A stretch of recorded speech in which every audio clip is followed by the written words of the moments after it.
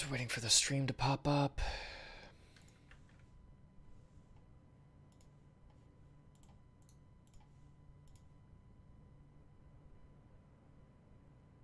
Is this live? I think it's live.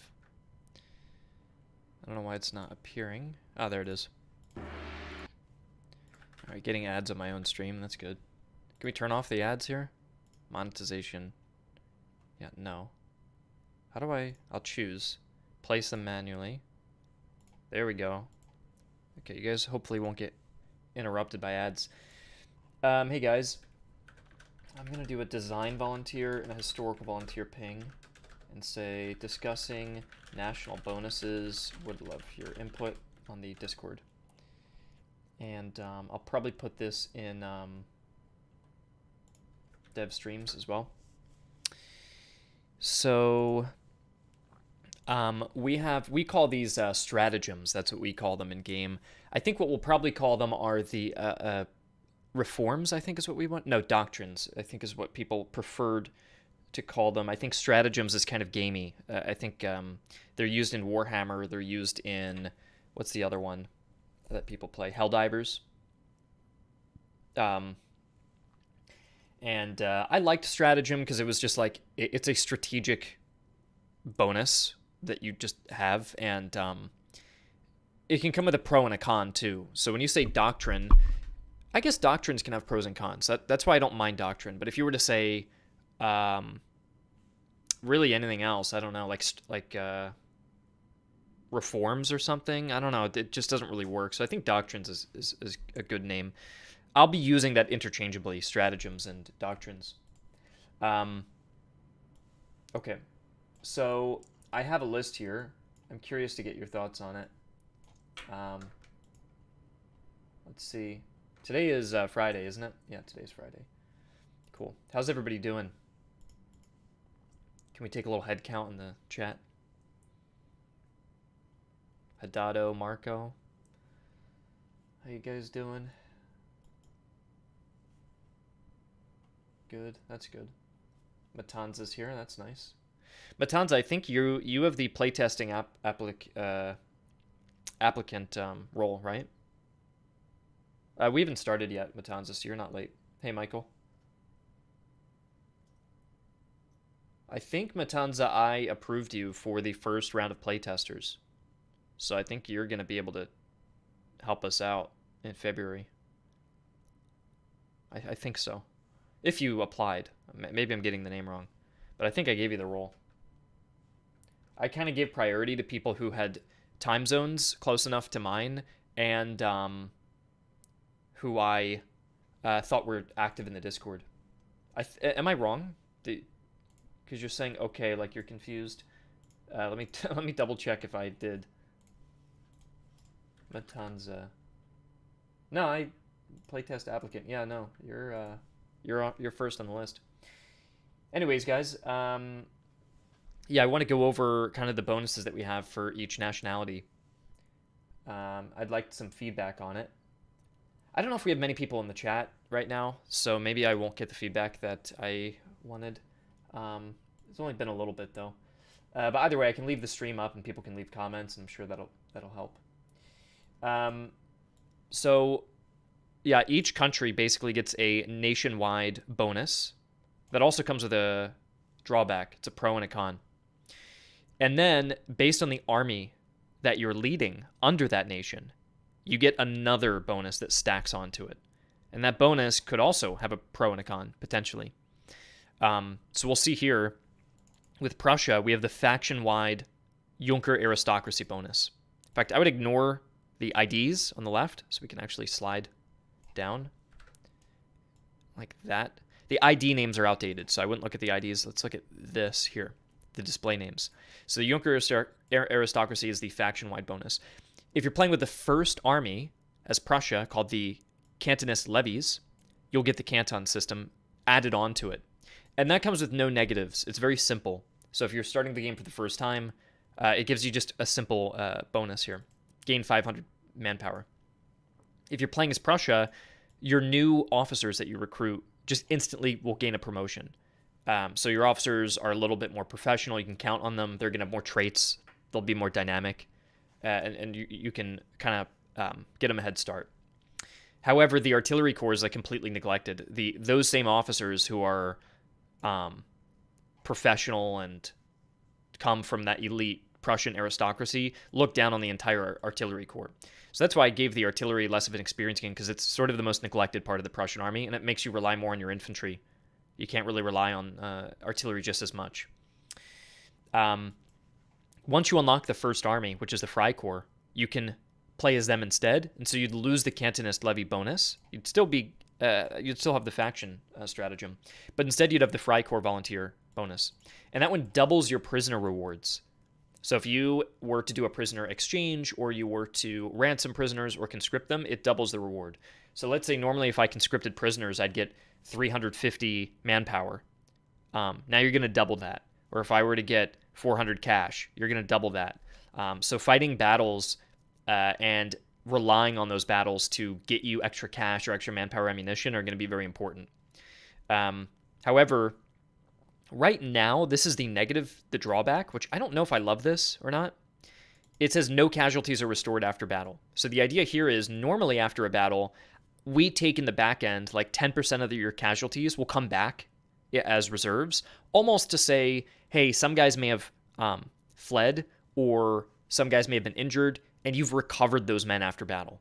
This is saying guys are deserting so frequently in this irregular Freikorps, because it's an unprofessional force, that if you lose anybody, you don't get extra guys back for free.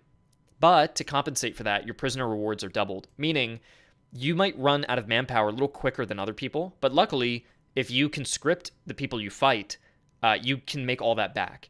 Now, if you get greedy and you're not conscripting, you're just exchanging prisoners or ransoming them to get a lot of money, you might realize your manpower is getting dangerously low because you're not restoring any. So you have to balance what you're doing with the prisoners with that extreme number, but you're not getting any casualties restored after battles. And then the final composition you can play as the Prussians are the Old Corps, and they just gain a blanket like 20% heavy infantry stats, which is very powerful. However, your army XP gain is minus 10%. That doesn't sound like a lot, but every regiment, every officer, everyone gains experience slower. So the idea behind the Old Corps is it's the old-fashioned, tried and true method. Use the big, heavy, burly infantry. For those who don't know as well, Frederick the Great's father, Frederick the Soldier King, was the one who really reformed the Prussian army. And he loved his tall soldiers, his grenadiers. The Potsdam Giants is what Frederick the Soldier King had created. By the time of Frederick the Great, there was no Potsdam Giants. They were already consolidated into another unit. So this is just conservative gameplay. You're effective, but your troops are just not going to... You're not going to be as flexible. You can kind of put everybody on a single track to heavy infantry, and it'll take a little while to get there, but once you get there, it's a big payoff. So this is a good late game bonus, I suppose. These three underneath are called, they're just unlockables. These you're able to collect throughout the course of a campaign. So whereas these are only for starting a new campaign, such as starting with the Old Corps as Prussia and stacking these two bonuses, these next three ones can be unlocked on the go, just on the fly as you're playing. So you could unlock the Goose Step, and that increases movement speed while online. You can also get the Golden Cavalry of St. George, which is what they would basically call the money coming in from England. So you get a cash allowance. You just get free money trickling in. Very small amount, but you get some subsidies, basically, that you can unlock or earn. And then you have the Oblique Order. And this increases your flanking damage by 25%, but it increases the damage you receive by 5%. So your main line might not hold as well. They're taking a little extra losses. But if you can get around the enemy, you can compensate for those initial losses by rolling down the enemy flank. So if you were to also stack Goose Step and Oblique Order, you could march up really quickly, get on the flank, and knock them out. And if you did that with the Old Corps with heavy infantry stats, that could be very effective. So these can kind of play off of each other in some ways. Just like Golden Cavalry of St. George could even play off of the Freikorps bonus, the Kleinkrieg, Small War, where you're doubling your prisoner bonuses to make a bunch of money, plus you're also gaining a cash allowance, earning even more money, and now you can kind of stack that and really play into just becoming rich very fast and just buying the best equipment. So I think there's ways that you can kind of combine them interestingly.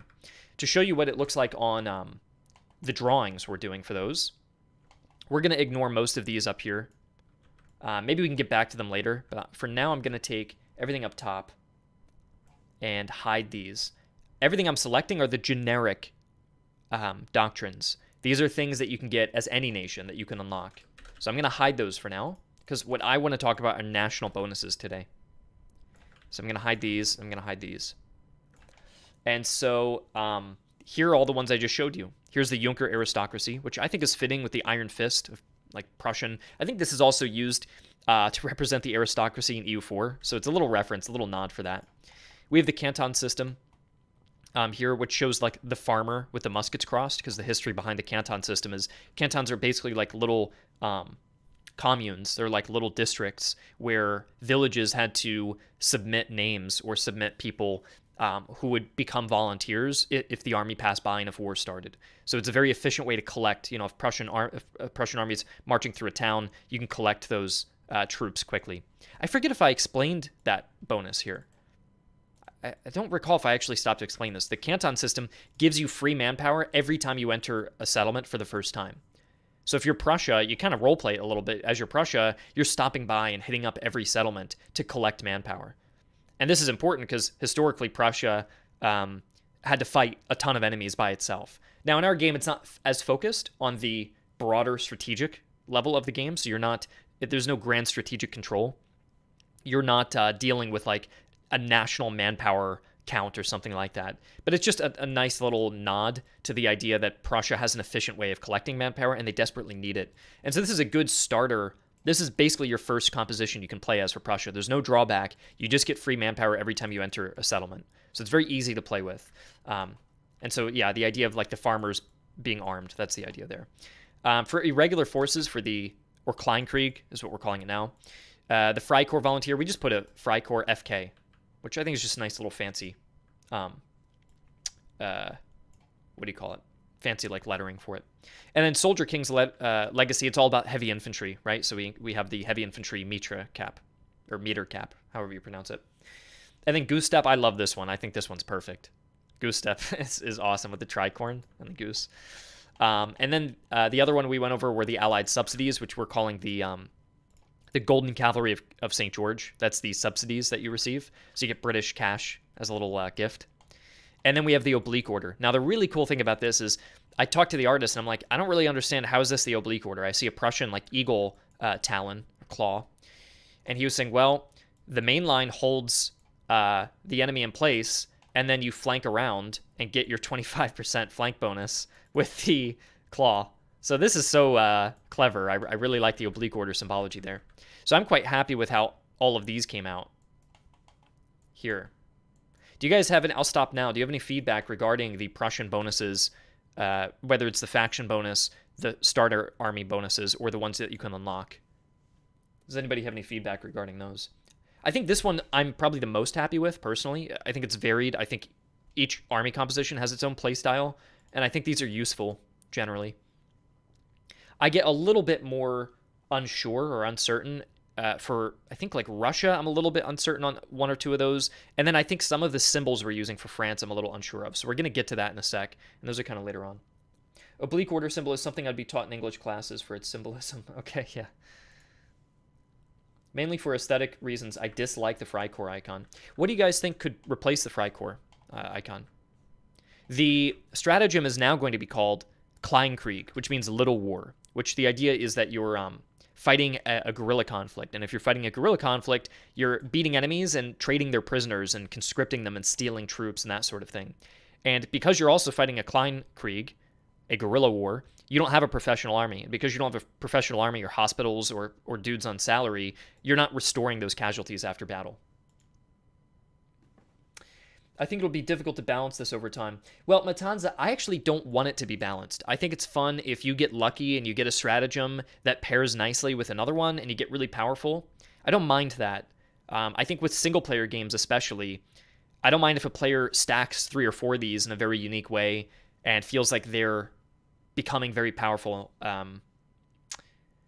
Yeah, I mean, you can play games like I took a lot of inspiration from roguelikes. Like if you play Slay the Spire, there are certain cards that you can get if you're really lucky that can make your character just insanely powerful. But you have to get lucky.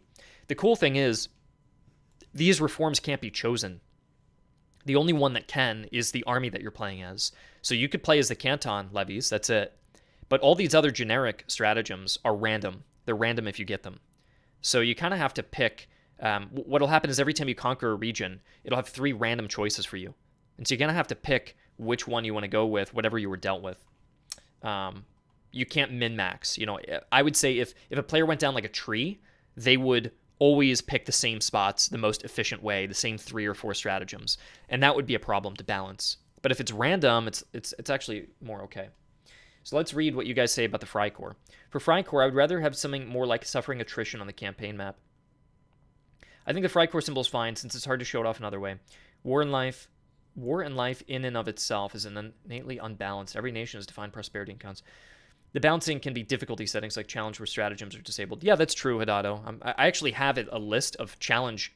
They're basically put under the same functionality of stratagems, but they're negative. So you have a stratagem called enemy underestimation, which improves their morale by 20%, or incompetent leadership, which increases the damage you receive by 25%. You can stack as many of these as you want to. There's no traditional difficulty settings, so you don't go easy, medium, or hard or anything. You just select negative stratagems, you stack them on, and it'll increase your score. And you see how many of these negatives you can stack on at the same time. And if you could beat the game with every negative stratagem at once, then that would be rather impressive. The Kleinkrieg could be a soldier squatting or something that represents irregulars.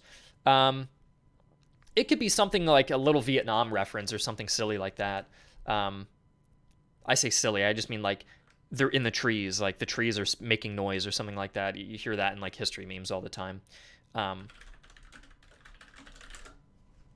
Yeah, how do you guys feel about the negative bonus here, by the way? Because I feel like the no casualties restored after battle, it's a little bit, it's a very passive thing that a player may not even notice.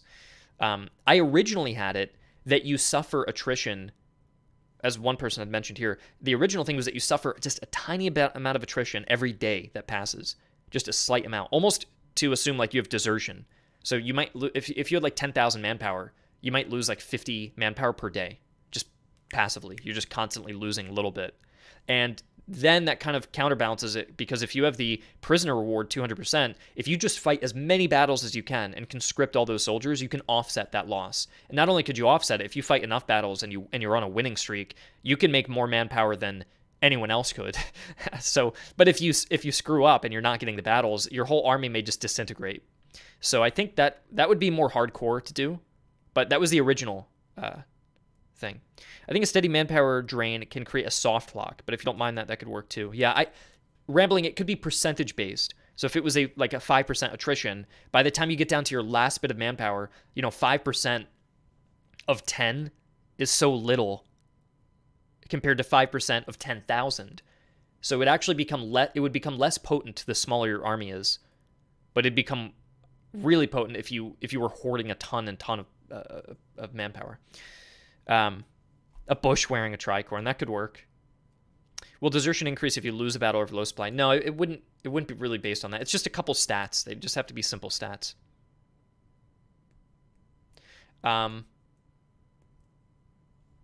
So, okay, I'll just make a note that you guys are unsure of the irregular forces. And I'm going to put a note and say, like, some kind of guerrilla warfare reference, or deserters, or prisoners. I think prisoners would be good, like showing conscription in this, like showing somebody shackled or something like that, like a prisoner army almost, if you thought of it like that. So I'll say like, yeah, deserters or prisoner reference. The rest of them I think I'm quite happy with, so I'll put check marks on those. The other thing too is I'll put the question mark regarding the negative, if you guys would prefer the for the bonus, for the con,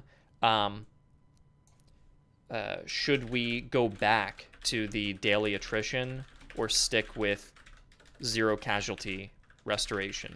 Question mark there. So those are kind of my notes on that. So now we'll proceed with the other nations then. Shackled hands with musket. Yeah, Windy, that's exactly what we show for the prisoner icon of conscription.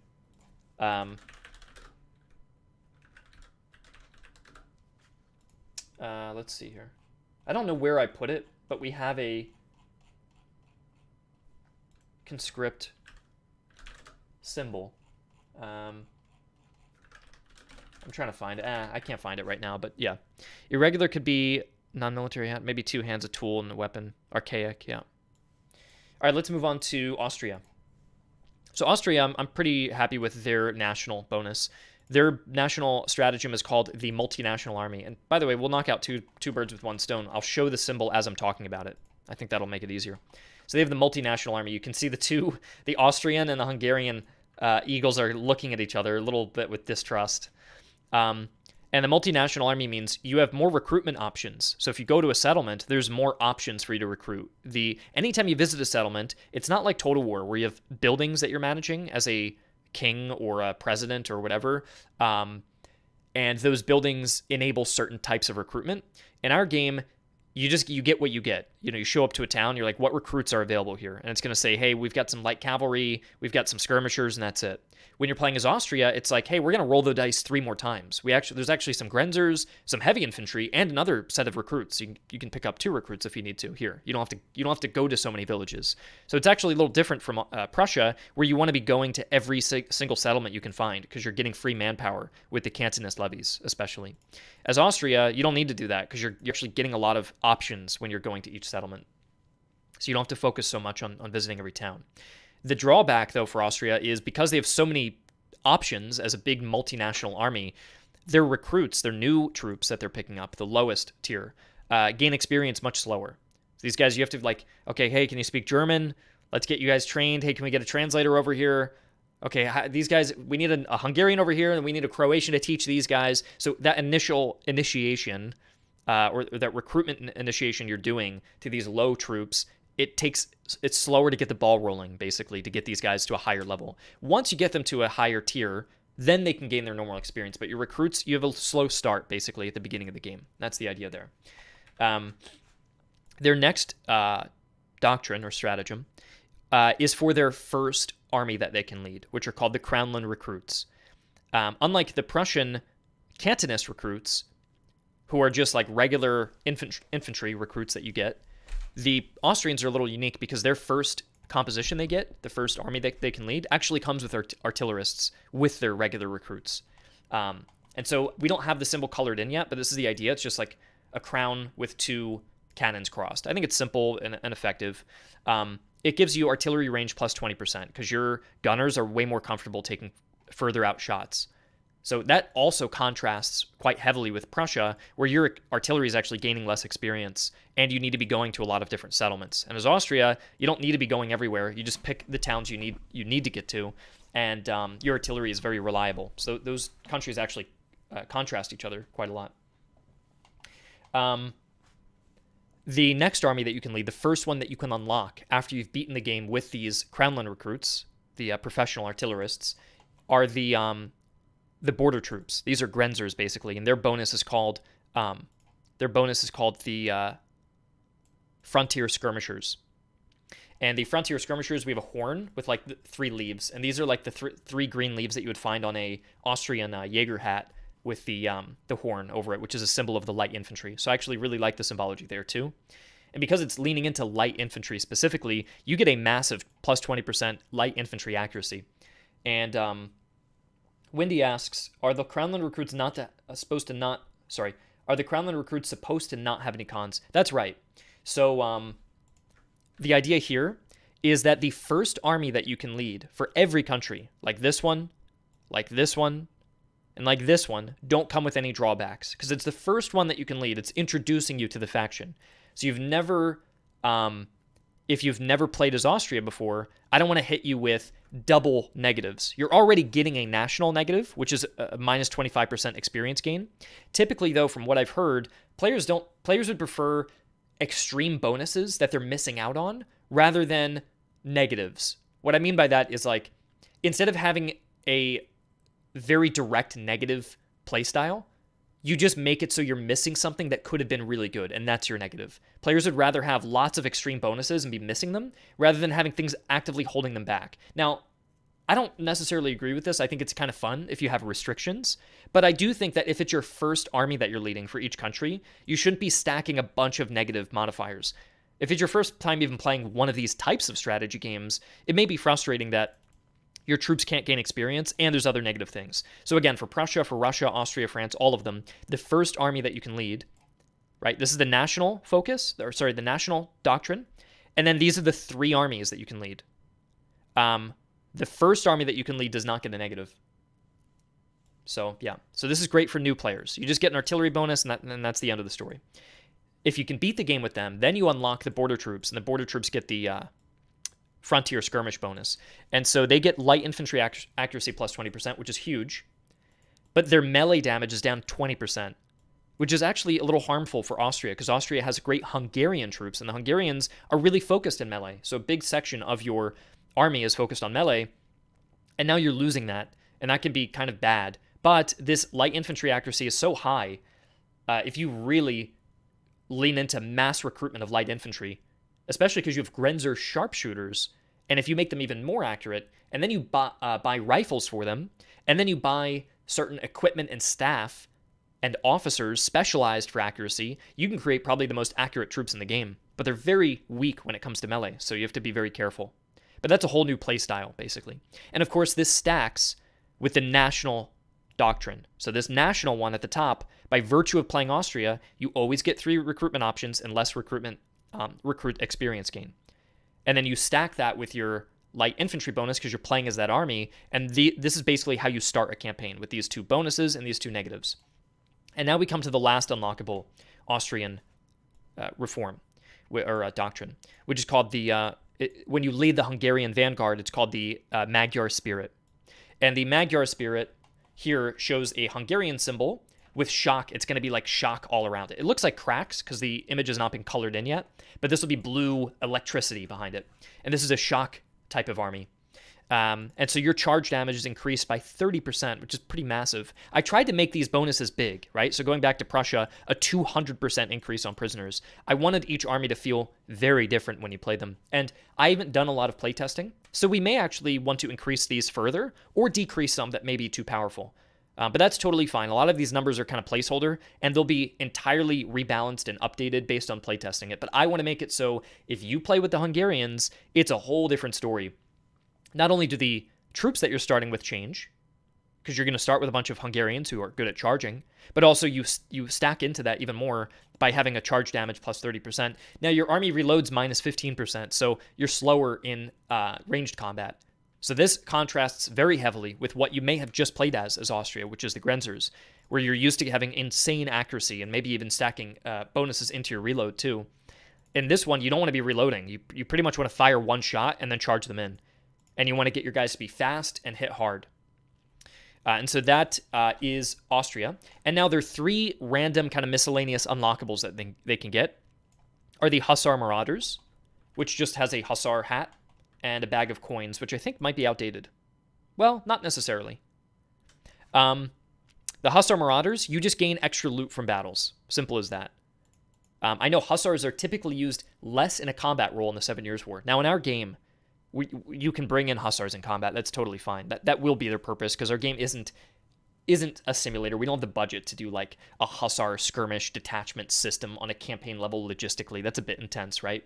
But at least we can represent a little bit of their usage by giving, if you unlock that Hussar Marauder bonus, you're just getting more loot from battles. And these are like items. This isn't like mana, like manpower, food, cash, those sorts of things. They're just like items that you could find. So you might find like extra rifles or something because your Hussars maybe, the idea could be that your Hussars raided the enemy camp during the battle.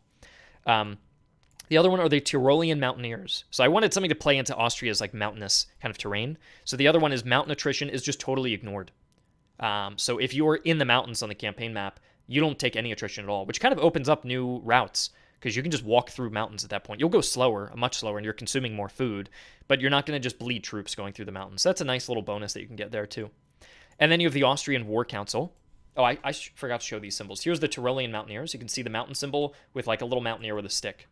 And then the last one here is the War Council with all the Austrian officers. Now, Austria had a big war council. They had a lot of officers, a big staff, very professional, but it was almost too bureaucratic. It was a little slow.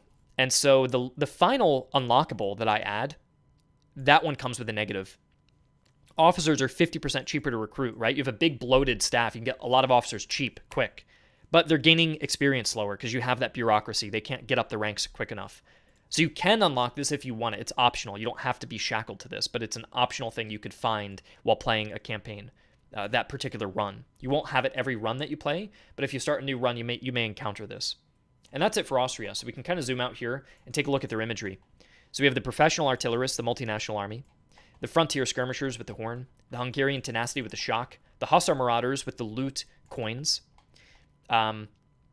Technically, you're not gaining money, you're gaining items, but I think that's okay, that symbology. The Tyrolean mountaineers and the Austrian war council. I think the original plan for the hussar marauders was that you gain more money from fighting battles, but I changed it to stealing loot because I wanted to use that for a different bonus. So that symbology is probably a little outdated, but I don't know what I would replace that with. I think this is good enough to show like a hussar hat and money kind of symbolizes loot. I think that's good enough. Some people are asking about looting cities and scorching the earth. I would like to have something like that, but we just don't have the time. That was on my list. I really wanted to be able to walk into a village and be able to burn it and steal, kind of like you do in Mountain Blade, but we just didn't have the time. So we have stratagems or doctrines that represent that abstractly, but you can't do it directly. And Michael, I'll get to that as soon as we get to Russia. You'll see it. As soon as we get to Russia, you can play in a scorched earth manner. Gustav and Michael, I'll show you guys shortly. And of course, we have the Tyrolean Mountaineers and the Austrian War Council. Do you guys have any feedback regarding these? I think most of these bonuses seem pretty solid to me as well. I was pretty happy with how Prussia and Austria both came out. Gunslinger suggesting maybe replace the coins with a bag or a satchel. Possibly, but the silhouette might be a bit weird if you, like, does the hat cover it up? Does it go through the hat or over it? I can't draw for the life of me, so just ignore me. For me, it's good, Matanza says. Yeah, I don't have too many thoughts here.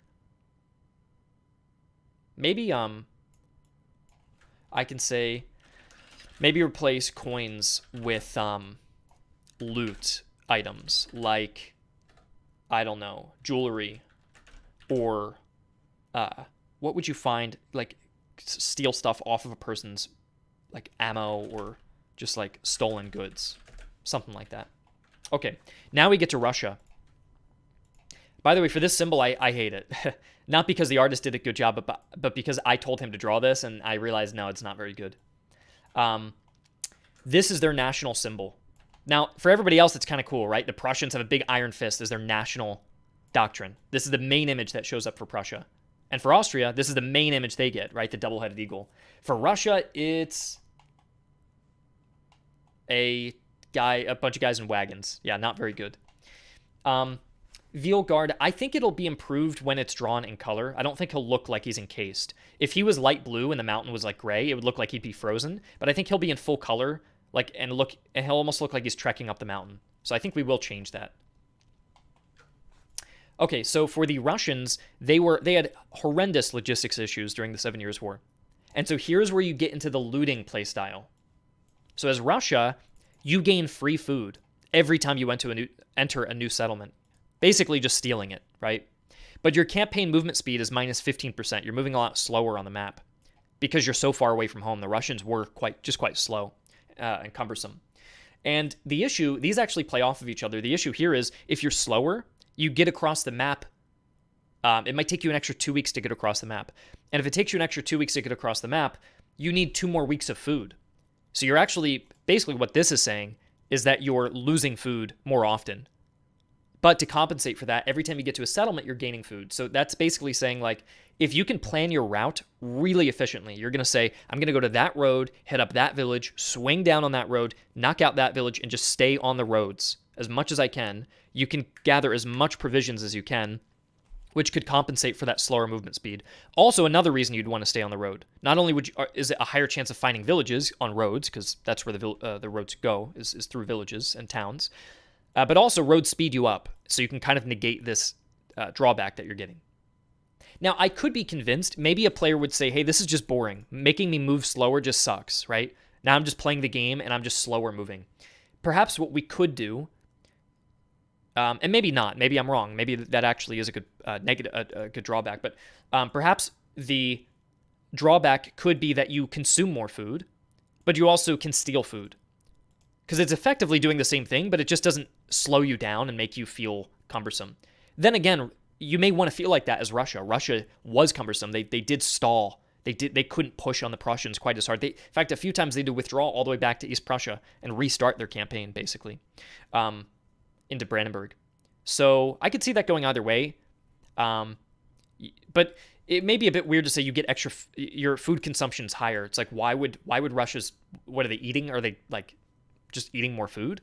But by saying they're moving slower and therefore eating more food, that probably makes a little more sense. So I think that's a good pro and con to reflect Russia's logistical challenges during the war and give you the impression that you're looting the German countryside by stealing food. A turtle or snail carrying food and supplies. Well, Matanza, that's a funny imagery. I do like including little jokes like that. My issue is this is the national representation for Russia. So I want it to look a little bit more reflective of the nation, in the same way that the Prussians have a fist and the Austrians have the double-headed eagle, but it still plays into multinational because it's two-headed eagle, but it also plays into the national symbology. We could do a bear, a slow bear, like sleeping or something like that, like just trudging along slowly. Maybe a bear with a salmon in his mouth, just like slow walking, or a bear sitting down with a salmon. So as if he stole the food right out of the river, and he's just sitting on his ass, just not moving. Something like that could work. Or a restrained bear, I think, yeah. So I think what we could do is note here, change to a Russian bear, and we'll say, maybe wearing, as someone said, a huge knapsack to slow him down, right? Or restrained in chains because he's got horrible supply. Velis, I like the idea of the Russian Imperial Eagle with a broken cart, but we already use eagles for the other countries, so I want to try to vary it, I think. Or maybe the Russian, what did I suggest? Oh, like just sitting down, like we'll just say like plopped down with a salmon in his mouth. Just like sitting down, taking his time. Or rummaging through food. You know how like bears will go and just like go dig through your trash and steal stuff?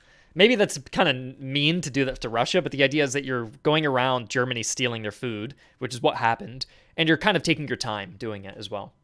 So those are, I think, some ideas. Anybody else have any more ideas I can write down? I can talk with my artist and we can kind of see what would look better. It also has to translate nicely in a square image. Yeah, Brazilian. I'm a big fan of the goose step imagery there. I do like it a lot.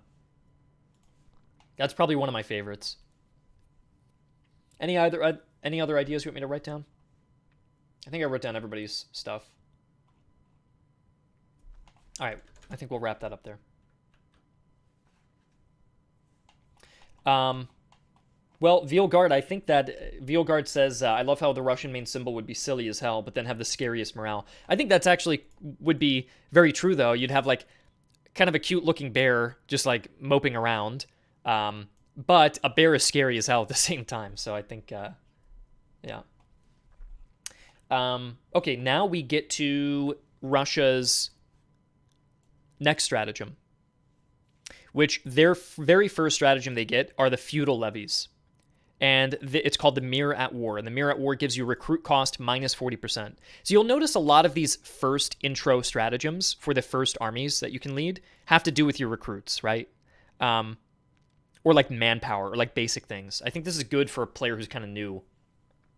So if you're playing the first army with Russia, your recruit cost is minus 40%. So you can kind of get the ball rolling a little bit quicker and get the lower tier troops up faster. And I like this one. It just shows like a farmer with like old traditional wear on a farm plot, just kind of like holding his weapon. I'm happy with that one. The second, the first army that you can unlock, so the second army here, is for the Observation Corps. And the Observation Corps stratagem is called the Entrenched Commanders. And so the idea here is that you've got the axe and you've got a sword crossed. It's kind of like the hammer and the sickle for Russia, so it's like crossed symbols. But the hammer, or rather the axe here, symbolizes being able to dig in And then the sword is entrenched commanders. That means they're kind of stuck in their ways.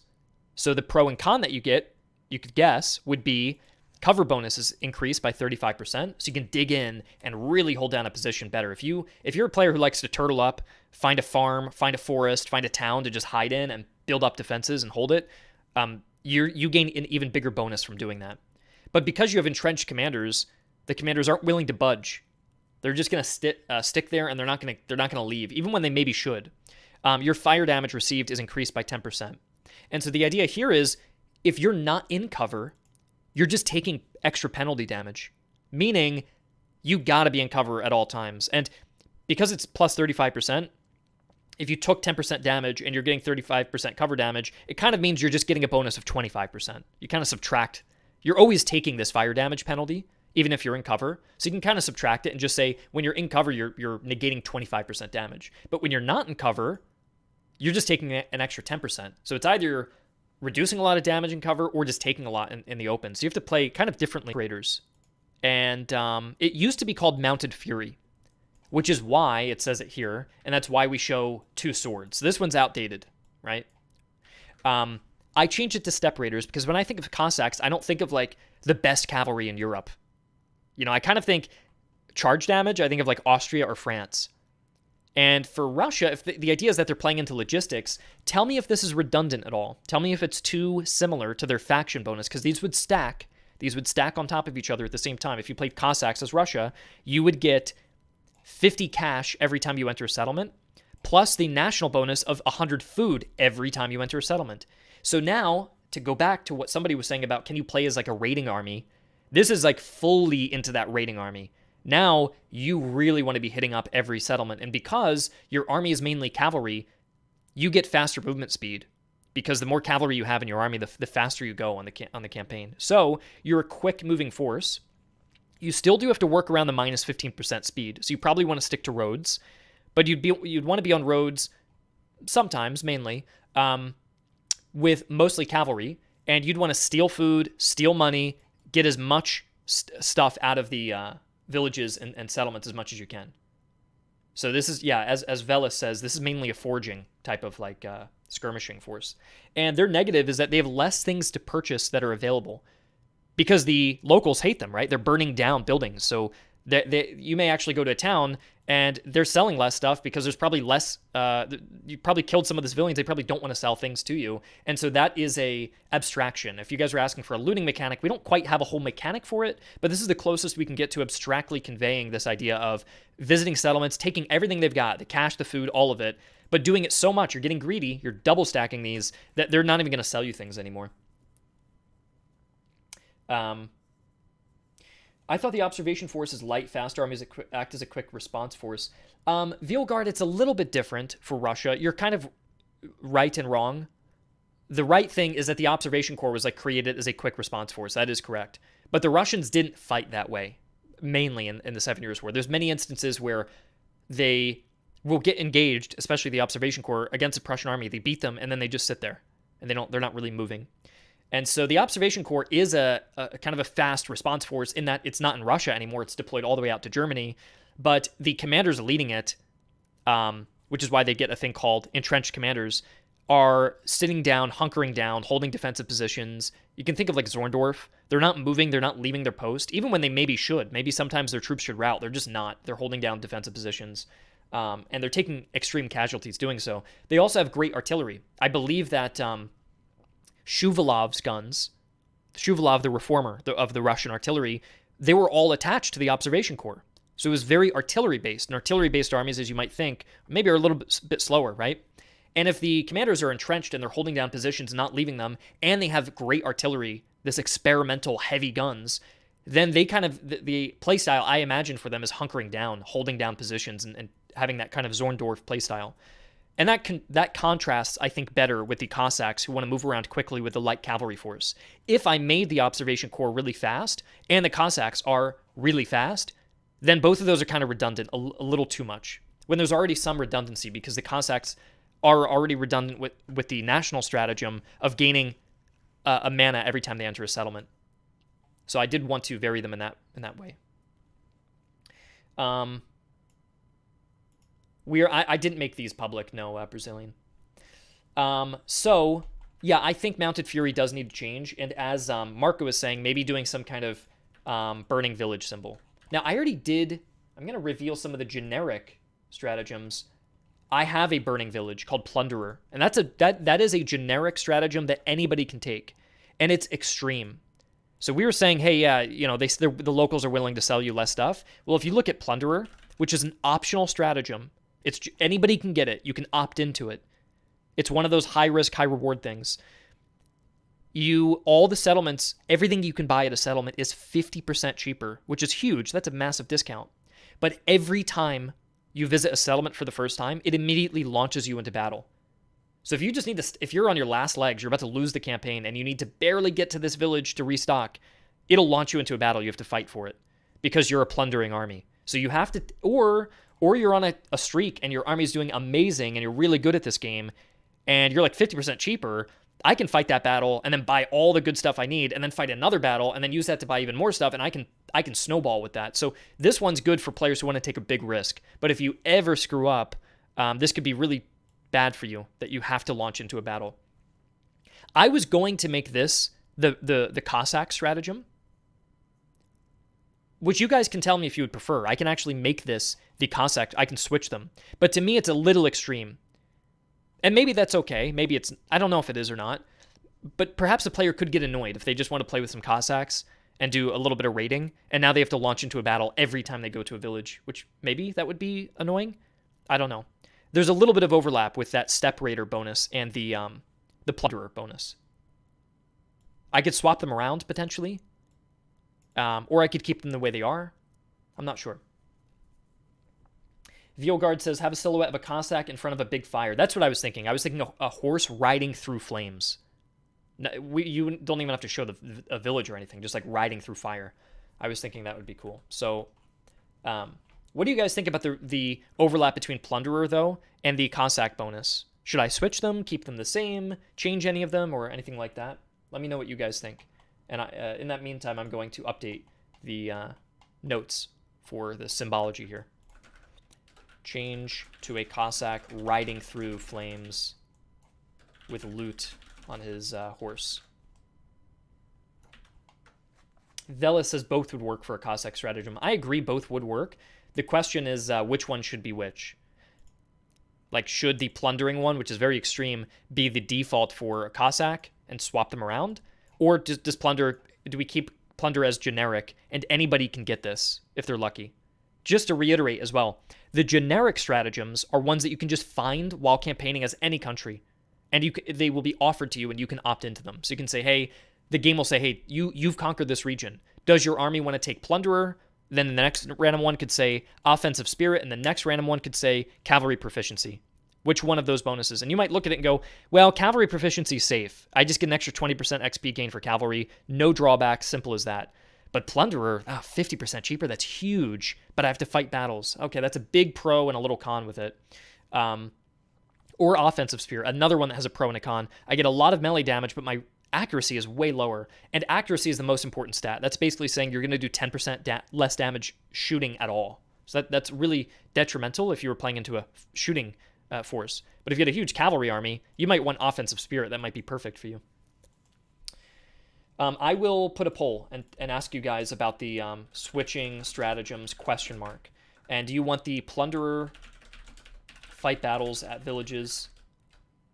Plunderer is the one where you have to fight a battle at a settlement every time. Do you want Plunderer on Russia?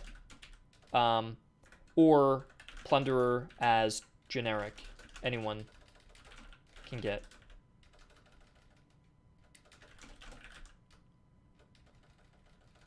Okay, just to explain the choices here. Plunderer is the one that you have to fight a battle at each settlement. Do you want that for the Cossacks, or keep it generic and keep it the other one can be just like status quo, like keep the same, keep it the way it is. The way it is now is that Plunderer anybody can take, and right now the Russian Cossacks get cash every time they enter settlements. They're just stealing a little bit of money every time. So you tell me what you guys prefer.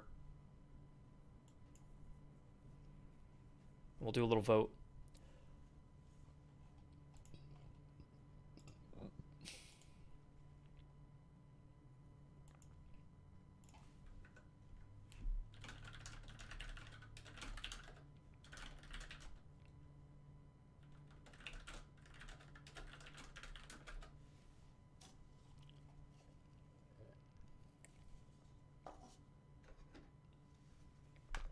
And you guys say status quo, keep it the same. Okay. Okay. Cool. Now we're going to move on. We have the Russian Cadet Corps. So the Russians actually had decent officers. And so this is very similar, actually, to the Austrian one. The Austrian one says it's 50% cheaper to recruit officers. Whereas the Russian one says you've got 3 more recruitable officer options. Now, interestingly, I actually could see the oh, that's funny, Veal. The symbol for it, a nerd with yeah, okay. I think it's fine to actually just do the tricorn and the what do you call this around your neck? A giblet, a gauntlet. What do you call that? What is that? Officer plate on neck. What is that called again? Gorget. A gorget. Or is it a gorget? No, gorget with a J. Yeah. I like the gorget one.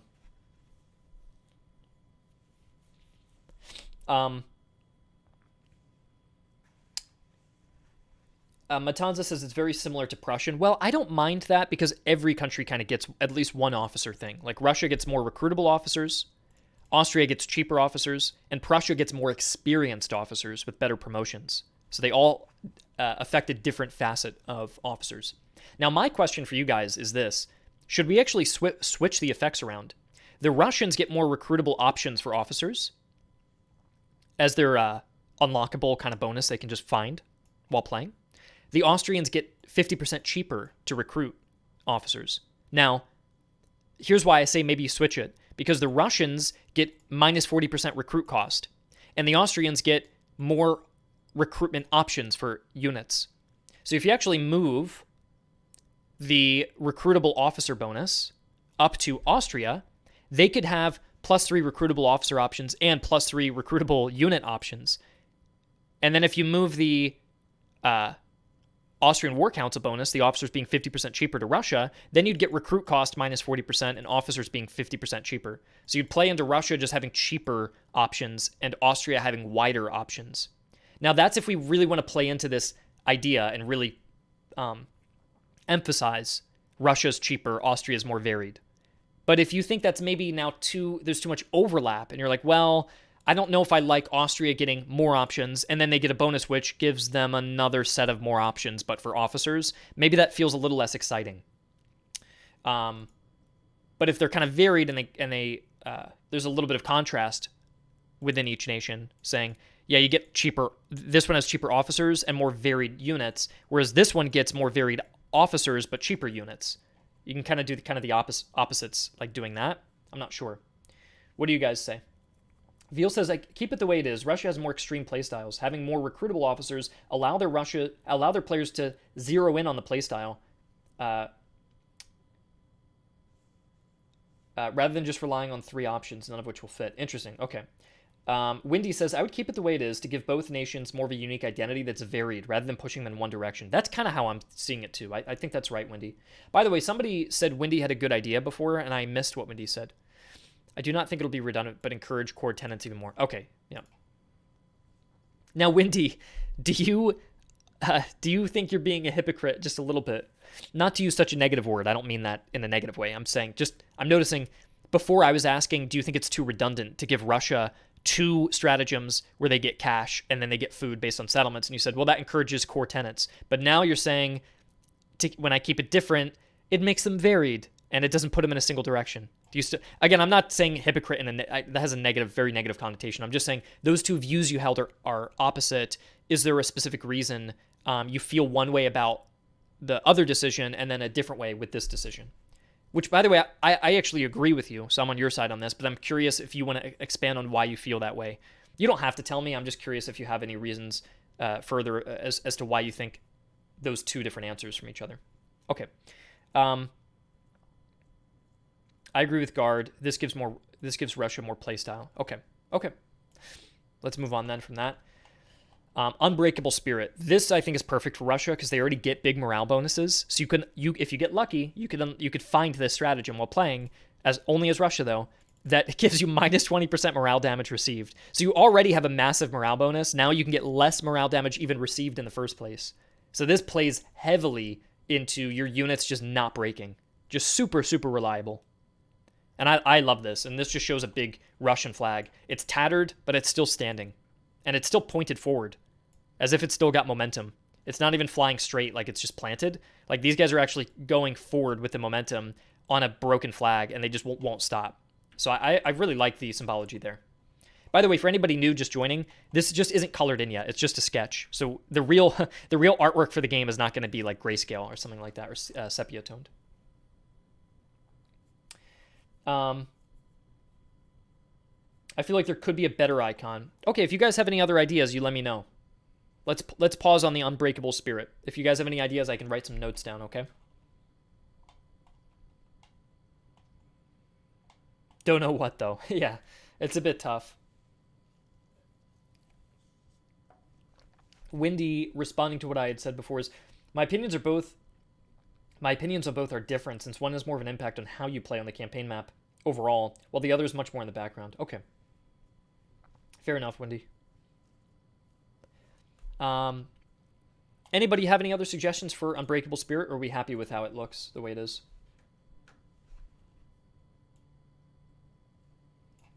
A bloodied soldier carrying a tattered standard. I think, Velis, the issue with that is, by the way, is it Veles or Velis?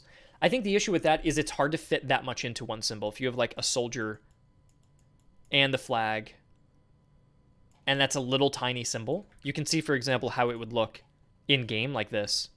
See in the top left, see how tiny. This is in 4K, by the way. Even crazier, right? So if it's 1920 1080, it's even smaller. 1080 would look like this, which means this is how tiny the symbol is, like that. So you don't want to get, this hopefully gives you guys a little more context. You want to be, like, have a very clear silhouette and keep it square.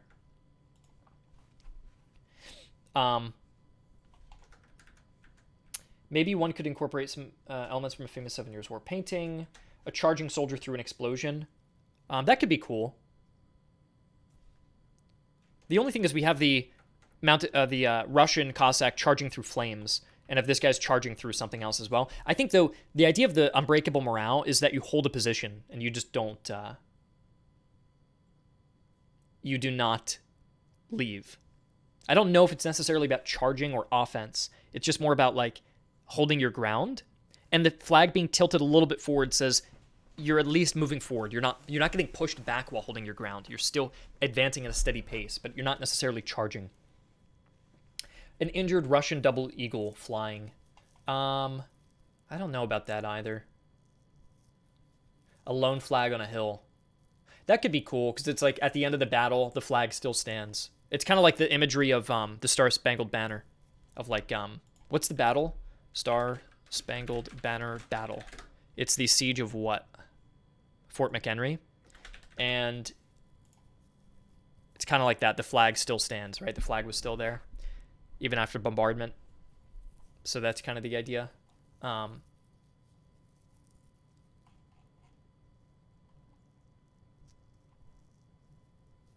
Tattered flag on a shield. You could do it kind of like this with some explosions next to the flag. That could be cool. Like just some fire. Or like 2 explosion puffs next to it or something like that, maybe? I'm not sure. Make the flag more damaged. If I made it more damaged, that'd look like they're breaking, though. I like that it's still intact, but tattered. So it has a little more nuance to it. I'll put a question mark next to it and say, this is good, but is there anything to emphasize higher, like, morale, standing your ground? I think a flag represents morale, though, usually pretty well. So I'm not really unhappy with that. Experimental artillery is nice and simple. It shows the Shuvalov howitzer, and that's just very straightforward. Here it this actually needs to get flipped the other way around, because the Shuvalov howitzers actually did a lot of damage, but they just took an insane amount of time to reload. Keep the symbol clear, rough up the edges of the flag a bit, and crack the pole holding it. Okay. Yeah, so with this one, it's just a big howitzer. I think this is fine because this just shows the Shuvalov howitzer, and we're going to color it just like the Russians would color their guns. I think that one's just very simple. All right, now we go to France. So that was everything for Russia. And I'll add check marks on all the ones we approved. Like, we're happy with this one. Happy with that. Happy with this. Happy with that. Happy with this. Happy with this. Happy with that. Happy with that. That. And that. Now we go to Russia. Sorry, France. France's big national symbol. I didn't know what to choose for this. Let me give you guys an explanation of how I came up with this term, Grand Levee. Now, you may have heard, how many of you guys have heard levee en masse? Or levy en masse? That's more of a Napoleonic term, right? It's not a 7 Years' War term. But the idea is that you're mass recruiting. You're recruiting a huge amount of troops. And the French have always had the biggest army. In fact, they had the biggest population of Europe, too, by far, including over Russia. And during the 7 Years' War, is no exception that they had just an incredibly large army. And somewhat unprofessional, honestly. It hadn't been reformed. Their logistics side of their army hadn't been reformed since the 1600s. Everybody else had done their reforms and improved logistics systems to keep up with the ever-growing size of armies. As conscription, the earliest form of conscription could be seen as like these cantonist systems or milice systems or any of these kind of like home guard, fencible systems and so on. And then eventually Napoleon's who is the one who really took that to the next level and enforced like nationalized conscription. But in the 1700s, you still had these little instances of citizen armies or mass recruitment and huge amounts of volunteers or troops even being forced from their villages to have to serve.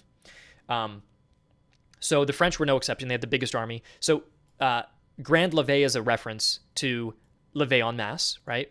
But also, where does the grand come from? Well, an officer's levee is another term. It's a noble like levee or king levee. There it is, a ceremony. So levee is a ceremony here. It means getting up or rising. It's a daily moment of intimacy and accessibility to a monarch or a leader as they got up in the morning. So it's this big royal procedure where all the officers and nobles kind of gather around the king and that sort of thing. It's a levee, a ceremony. And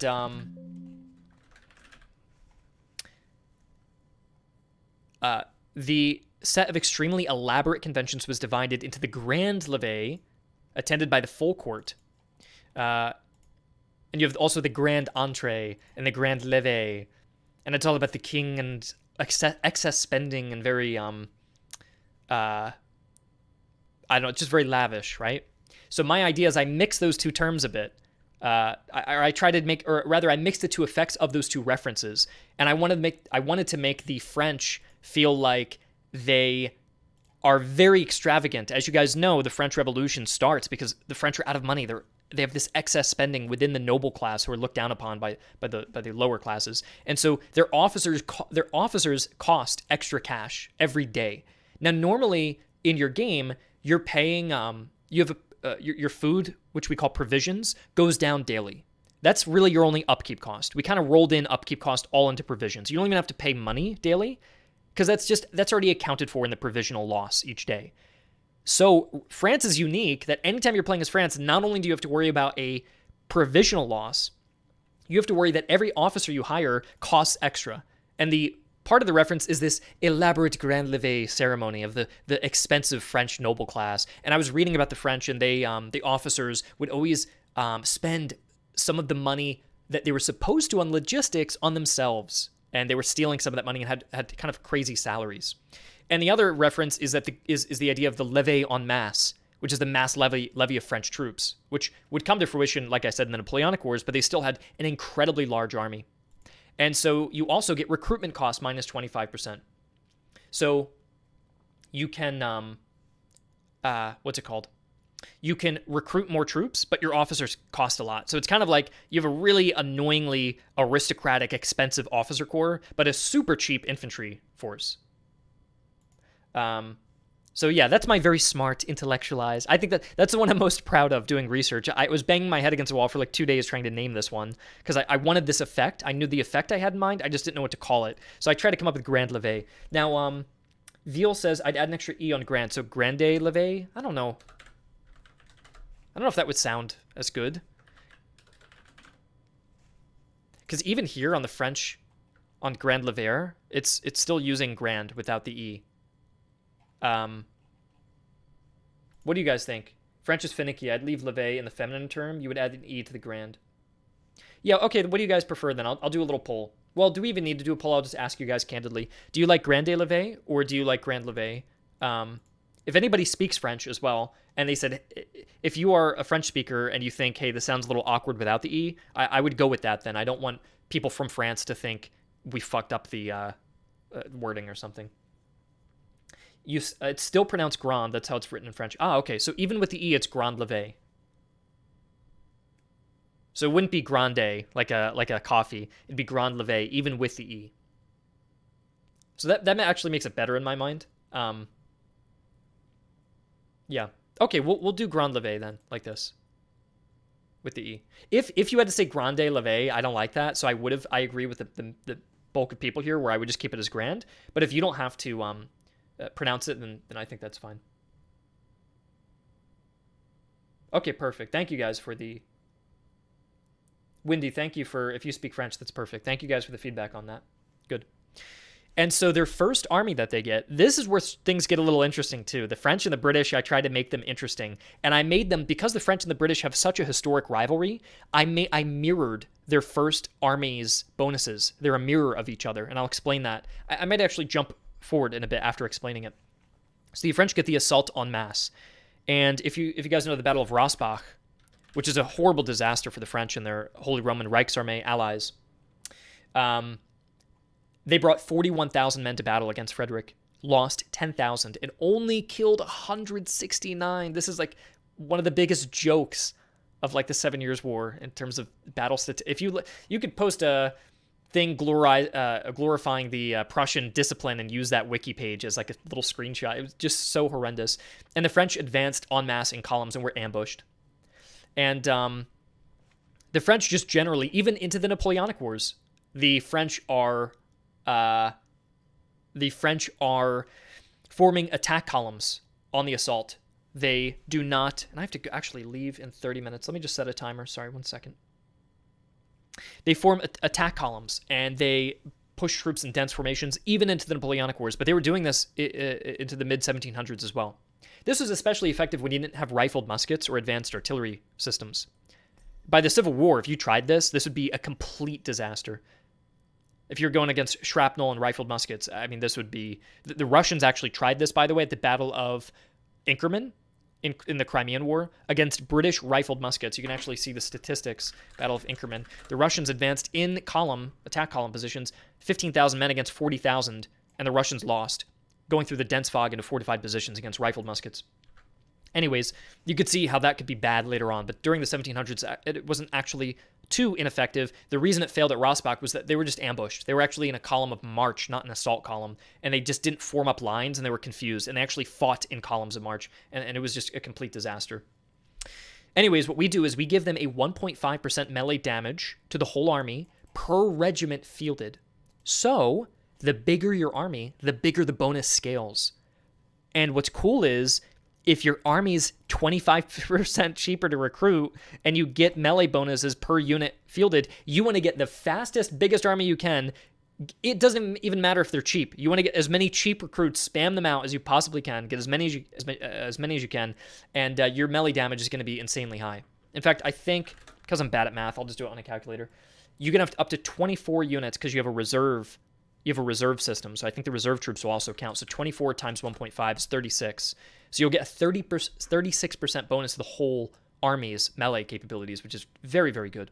And France, as Liam is saying, France already has amazing cavalry. They have the best cavalry in the game. So if you give an infantry force and a cavalry force that amount of melee bonus, then that'd be insane. They also get the highest amount of troops per regiment fielded. So if we were to look at the MOC campaign data, and we take a look at the... Actually, sorry... is it campaign data? No, faction data. If we go to France here, and we look at their standard infantry units, and I take a look at how many men get...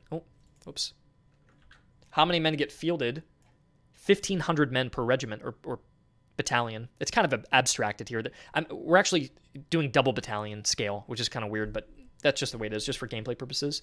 Most countries get like 1,000 for Britain, or 1,400 for Russia, so it's close, but not quite as big as the French. 1,200 standard for Austria, and 1,200 standard for Prussia, too.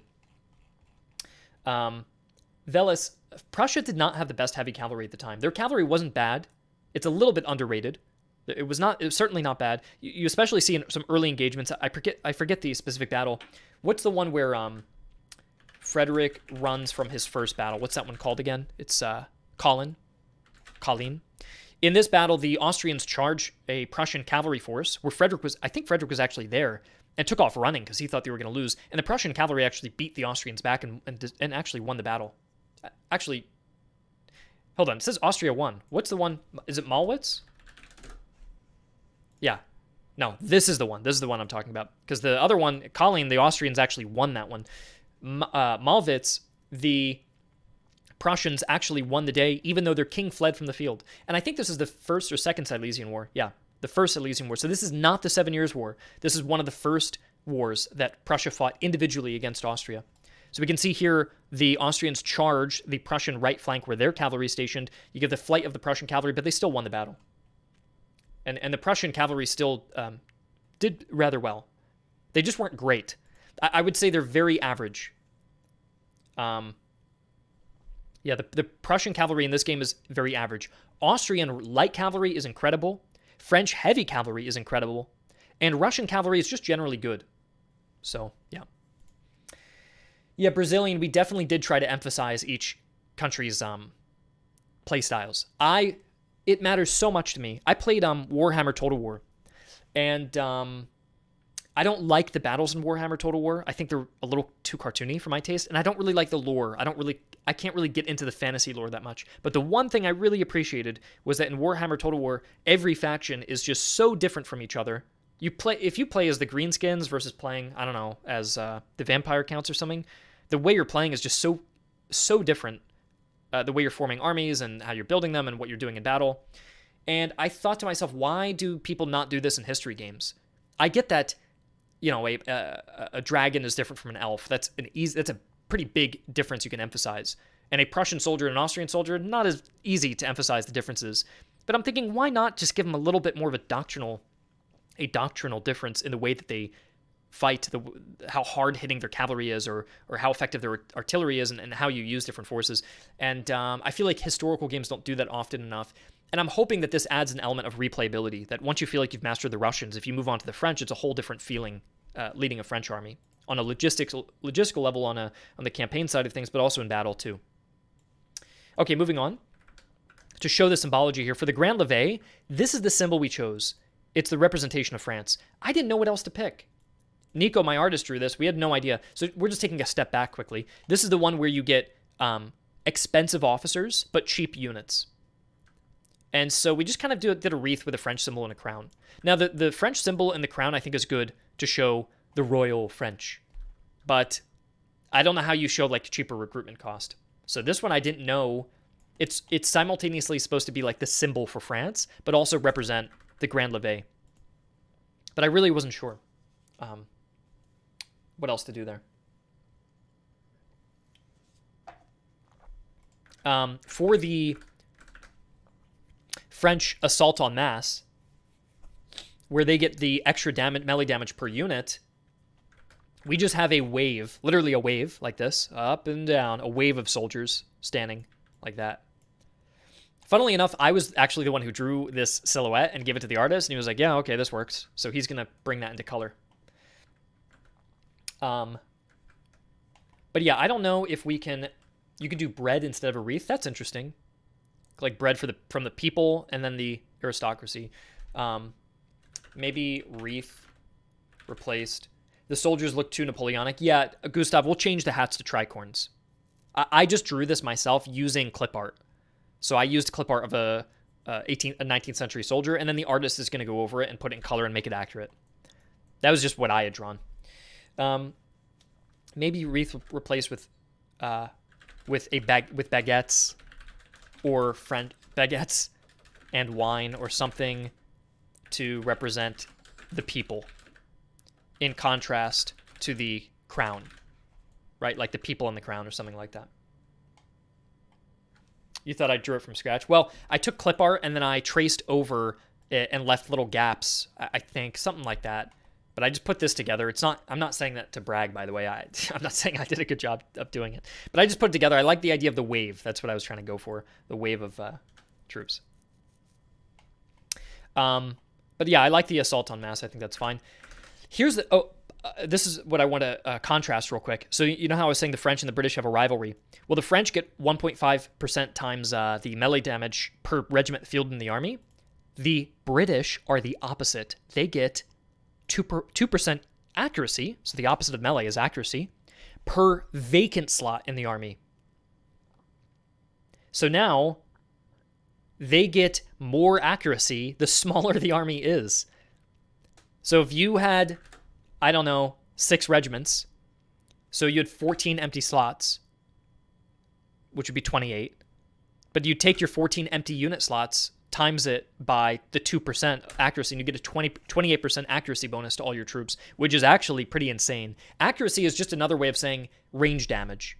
It's just damage. So you get pretty much a 30% damage output on top of your troops, which the British already get accuracy bonuses. That's their gimmick already, is that they get accuracy bonuses.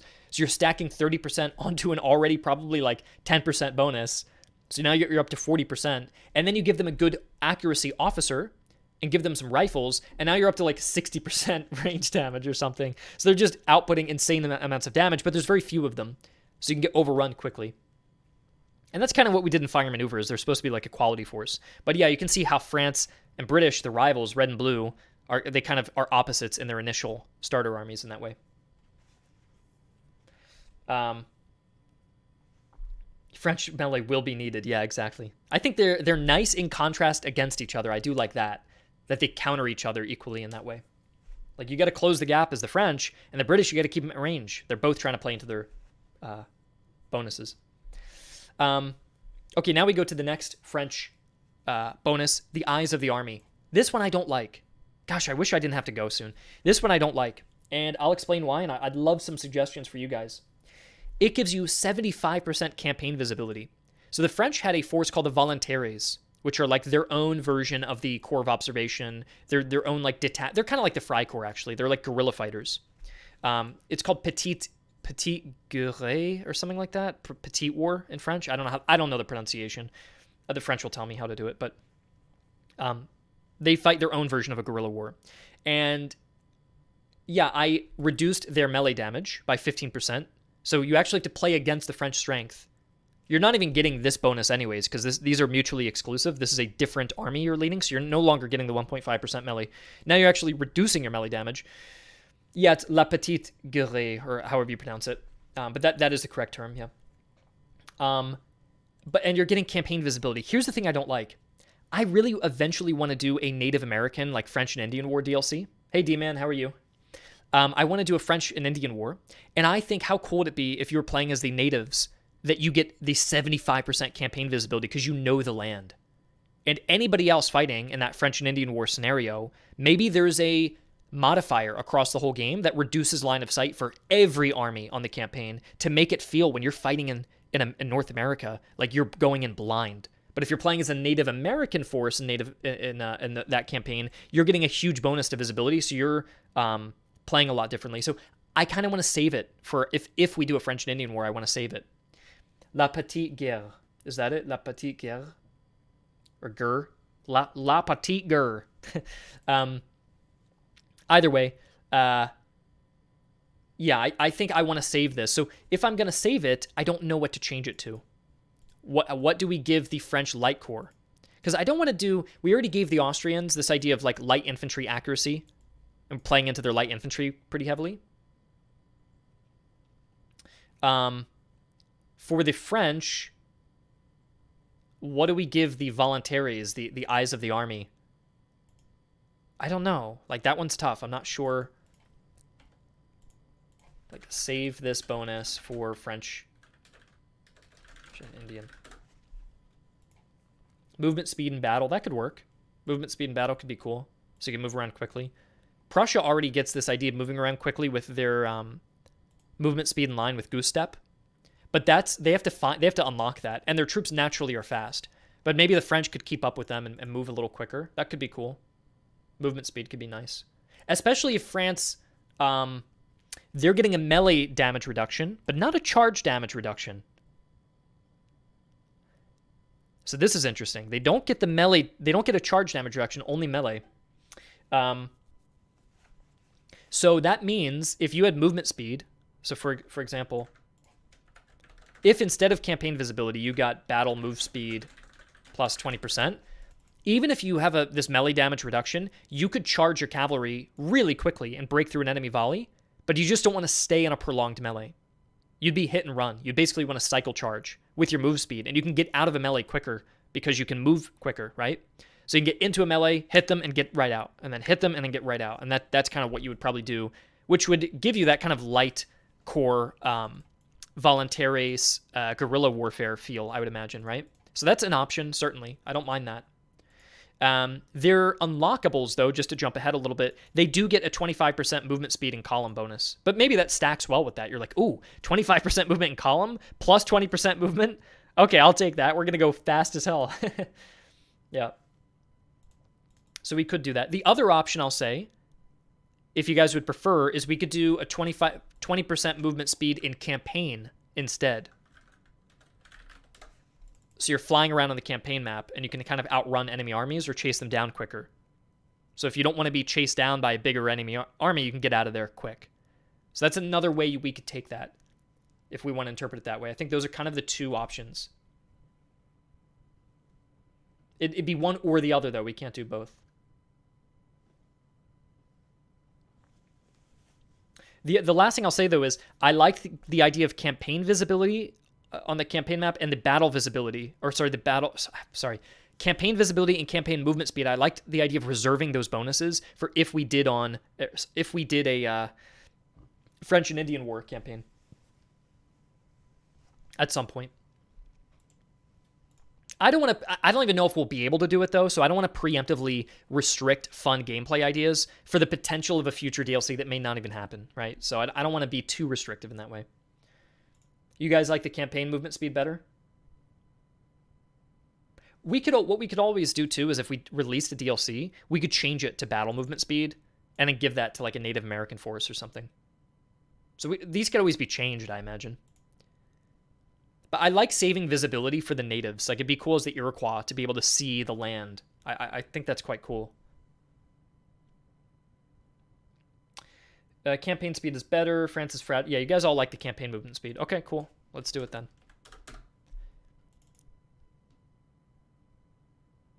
Good. So I gave them a telescope. I think this is still fitting though, right? 20% seems excessive.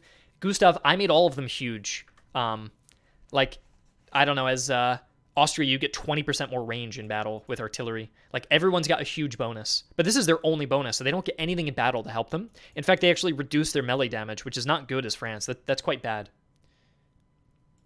That plays against what France is good at. So this actually needs to be extreme to compensate for that. I think big numbers are better, yeah. You want to feel like when you want to load into the campaign and go, oh shit, I'm moving fast. Like, you want to notice right away. You don't want to go, wait, am I moving 20% faster? I agree, D-Man. Strategy games don't do big numbers enough. I completely agree. I want you, as soon as you load in, I want you to go, oh shit, we're flying here. I want that feeling to go, okay, I like this army. I want to play this army more, or I want to come up with a strategy just for that army because of how fast they can move.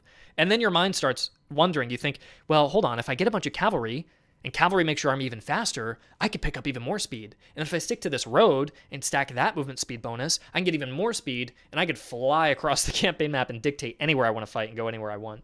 So, yeah. Okay, the last French bonus we have, I think the telescope is fine, by the way, for the quicker movement speed on campaign. Like, they know the land, the eyes of the army. We haven't used a telescope. Like, that silhouette is not used really anywhere else. So doing a big boot could work, but I feel like I've probably already used that somewhere else. And the next French bonus, and I have to go so soon, which really sucks. The next French bonus is Vive le Roi. I think that's how you say it. Vive le Roi. And that is huge. Cavalry morale plus 50% in battles. Morale is what gets tested, by the way, on the charge impact. The charge, your charge stat dictates how much damage you're doing, but your morale dictates how if you're going to break on the charge impact. whether you're the one charging or being charged, your morale is tested. So if cavalry gets a big morale plus, they're going to slam into you, and they're not going to even flinch, you know. But your officers gain 20% slower experience. And the idea here is the officers are so in it for glory. You know, you're paying extra for these officers, and they're gaining less experience. It's kind of like the Battle of Rossbach that I was mentioning before, where the French officers are just kind of clueless. And the idea here, too, is maybe some officers who really want glory are in with the cavalry charge. Like, they're not even focused on commanding. They're in with the charge, and because they're in with the charge, they're keeping the spirits high, the morale is high. The soldiers view their officer as a soldier, an officer's soldier, or no, soldier's officer is what you'd say. So yeah, Marshal Ney moment. That's right. So you gain a little less experience, but the cavalry morale is insane. So this is really your quintessential cavalry force that you can lead there. And we show the Sun King symbol there, which is also the standard you would use, the French cavalry would use too. And now we have the final three. I love Elan. This is so amazing. We decided to do a rooster, which represents France, with the crown flapping his wings like aggressively. And that's the French Elan. And French Elan gives you extra charge damage as the rooster charges into you. So I like that. That's also a neat little fire maneuver reference, using the animal of the rooster to depict France. And so that's unlockable. It's not tied to any particular army composition. You can pick that up as any French army. The next one they have is called Audre Profonde. Audre Profonde. Let me see. Ordre profond. Audre Profond. Something like that. I don't speak French, so there's your attempt at pronunciation. And this is basically the French purpose-made attack column. How else would I say that? Like, it's like the French version of the attack column that is flexible. It's good at movement. It's good at charging. It's like one of their preferred formations. And so you get a big 25% movement speed and column bonus. This actually helps you in multiple ways. Like, this could help you maneuver quickly, but it also means when you're charging an enemy, you're going to close the gap quicker. So, yeah. And then the final one is the Milice system, which was mainly it's more famous in French Canada, but you're playing as the nation of France. I think it's more all applicable to just like, they also used it in Europe. And here it's kind of like the equivalent of the Prussian canton system, but they were pulling troops from villages and sending them to the front. So you're just passively gaining manpower. You actually basically get a manpower allowance every day, but you're losing morale because these troops don't want to be there. They're basically being forced conscripted into the army. So if you pair that with your national bonus, you're getting cheaper recruitment costs to raise regiments, and you're able to refill them with free recruits. That you're a very slow amount of recruits, or a small amount, but you're just slowly gaining that every day. And so that one, I like the Audre Profonde, or however you pronounce it, of the attack column, where we take the fleur-de-lis and put them in a columnar shape. And then the Milice system, we show a French regimental flag hanging over a village, as if to say, like, hey, these men are being recruited from the village locally. And now we have the final thing, and I do have to rush, unfortunately. I have to rush through Britain. Britain, I did coffers over corpses. And by the way, I'll put a little check mark on all of these that we like. There. Coffers over corpses. The British did not want to send their English boys to die. They wanted to pay for the war. They were rich. They said, we will rent out Brunswickers and Hessians and Hanoverians, and they'll do the fighting for us. And we'll even spend some of our own military budget on the Prussians. They've got a better military. We'll just fund them. And then our other money will go toward the East India Company, funding them, and also funding the natives and funding the local colonists to also fight for us. And we'll just fund everything. So money goes here, money goes there. And then by the end of the war, they go, oh shit, where's, I think we're actually out of cash. Hey, colonists, can you guys pay for the debt? We're going to increase your taxes massively. And aftermath of the 7 Years' War is basically into the 1770s, and you guys know what happens then. So this is basically like what happens before the American Revolution. Is this symbol perfectly captures that. The British crown paying for the troops excessively and running out of cash. And the idea here is that you have less manpower to purchase. There's just less troops or less ways to refill your men. If you take losses, the British do not want to send Englishmen to refill those ranks. And they're getting free money, though, every day. They get their own subsidy. If you're playing as Britain, you're just you're just rolling in free cash every day. It's a very small amount, but you're just getting it daily. And the first army you can lead, I already described, you get more accuracy per vacant slot. So the smaller the army you have, the more bonuses they get. And I'm just going kind of nice and quickly now, but because I'm running out of time.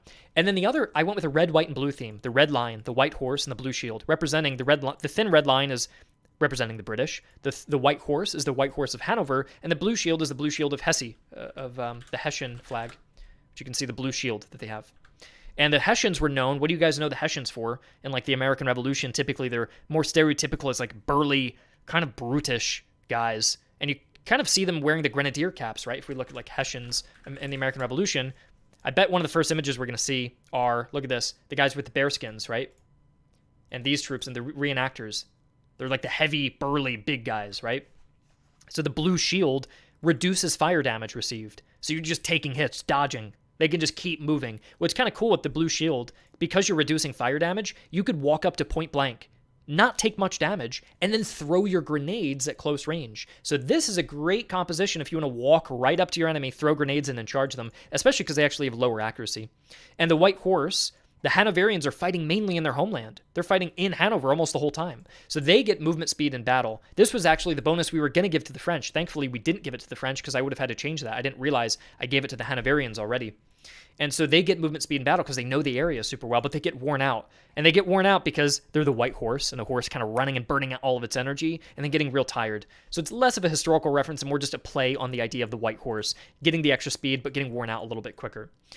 So white horse, you're more maneuverable. You're relying on the Hanoverian troops. Blue shield, you're kind of dodging fire and throwing grenades up with the Hessians. And the thin red line is for a small elite British force. And the symbology we did is the thin red line. We did an officer's halberd with the Minden roses, because you use a halberd or a spontoon to keep your line in order. This is like the thin red line. The white horse is the white horse of Hanover. The blue shield is the blue shield of Hesse.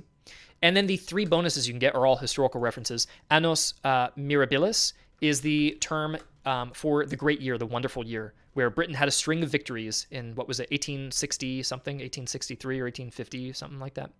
Let's see. 1859. There it is. So they won in North America, they won in Europe, and they won in India. It was a big turning point. And so this is a big celebration. What do you get as a result of the celebration? That crown is dripping in coins. Make it rain. So you are getting increased daily subsidies. You're getting even more cash. And then you have roast beef of Old England based off of I think it's a play or an opera or something like that. And so you get the infantry morale plus 15%. The men are in high spirits, singing their songs. And the final thing is the classic, the British Grenadiers, which you know of the marching song. And so you're getting extra grenade damage, but your effective range is reduced. And so you need to get a little closer to your enemy to fire at them. And getting a little closer actually isn't too bad, because you're throwing grenades anyways, right? It's an old song, yep. So yeah, if you pair the blue shield with taking less fire damage, but also doing more grenade damage and reducing effective range, this actually pairs quite well. Blue shield with the British Grenadiers. And that is it. Oh, by the way, the roast beef, we show a slice of roast beef from the painting, actually. We drew it the exact way it looks in the painting and stuck in two British flags. And then the British Grenadiers, a little British mitre cap or mitre cap and a grenade next to it. So I'm happy with those. I'll put check marks for now, but if you have feedback, I'll erase those check marks. And that is it for all of the national bonuses in the game. Do you guys have any feedback on the British before I leave? Luckily, I'm actually good on time. I leave in 5 minutes, so we're actually okay. I had to go at 3:30. How do you guys feel about all these British bonuses and pros and cons and their kind of play style? I was taking a bit more feedback for the Austrians and the Russians, as you guys probably noticed, and even the French. And I kind of blew through the British because I am running out of time, but I'll go back through now, and if you guys have any feedback on these, you can let me know if you have any thoughts on the British. I'm quite happy with how they came out. Kiss us goodbye, yeah. The Hanoverians sometimes had less than fortunate officers, perhaps changed their debuff relating to some of the officers. Well, Gustav, I kind of disagree a little bit, because they had one of the best officers leading the British Hanoverian force in the entire war. Early officers I agree on, but the Duke of Brunswick, who is not Hanoverian, of course, but he leads, I mean, the Battle of Minden is fought in Hanover, I'm pretty sure, right? He's leading a Hanoverian force in Minden, which is either outside of Hanover or Yeah, it's right outside of Hanover. And in the Battle of Minden, the Duke of Brunswick, who's an amazing commander, is leading a combined Anglo-Hanoverian force. And this guy's just an amazing commander. So I think it's actually okay like that. On the roast beef, you guys are saying maybe it doesn't look close enough to it. The thing is, we looked at the painting here, grabbed this. I'm pretty sure it was this one. Grab that and put it on the plate like this. And do you see the stick here? That's how we came up with the idea to put the flags on it. When we color it in, I think it'll look more like it.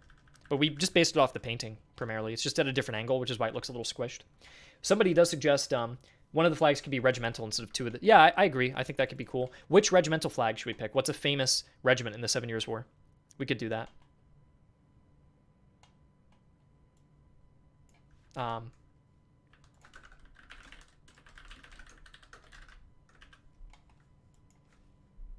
Anybody have any regimental suggestions?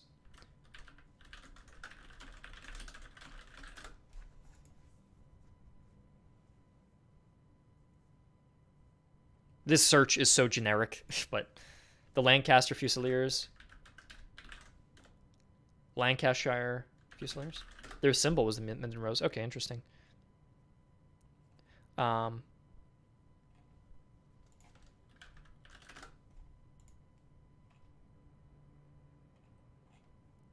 they the 47th, Gustav?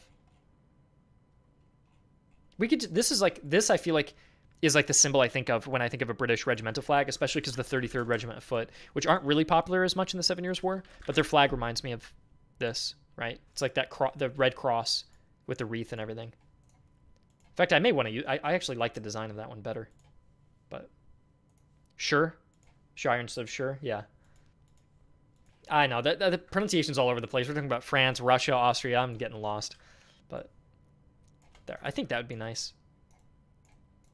There. So you have a main flag and a regimental flag, kind of like the two colors you would carry into battle. So that's a nice little nod to like the men going into battle with their king's colors and the regimental flag.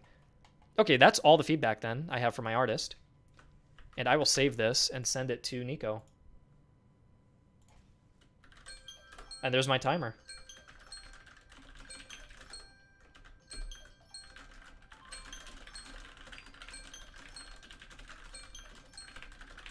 Sorry about the timer. I'm going to turn that off.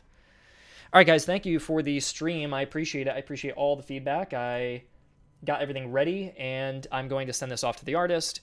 Erlander did not do this. Vielgard, Erlander, I don't think is really on this project. He was on Fire Maneuver, but this project is mainly Nico, Paco, and Sotiris. Those are the three main artists. Nico's leading the whole art. Like, he did all these icons, all of the symbology, everything.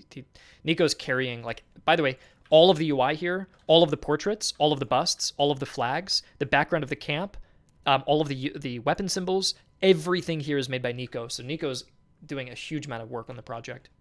A lot of the battle environments, though, in battle, Nico didn't touch any of those. So battle, that's mainly Paco and Sotiris. All right, I'm going now. Yeah, Erlander did splash art, Veal. That is right. He didn't do the loading screens, but he did the soldier close-ups. The loading screens were done by Tommy. Where can you follow Nico? Nico is on Twitter. Before I leave, I'll try to find him for you. Nico Art. Can I find Nico Art here? I'm following him.